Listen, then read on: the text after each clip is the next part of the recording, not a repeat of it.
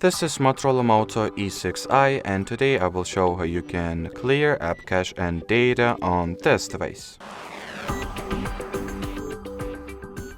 So that's a very quick and accessible thing to do. You will need to launch the settings first, then enter the apps category,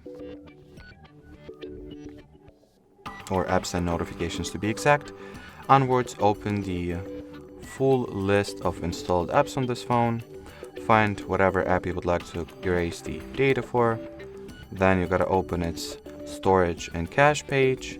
And at the storage page, you can either clear the cache exclusively, or if you go for the clear storage option, both user data and cache will be erased.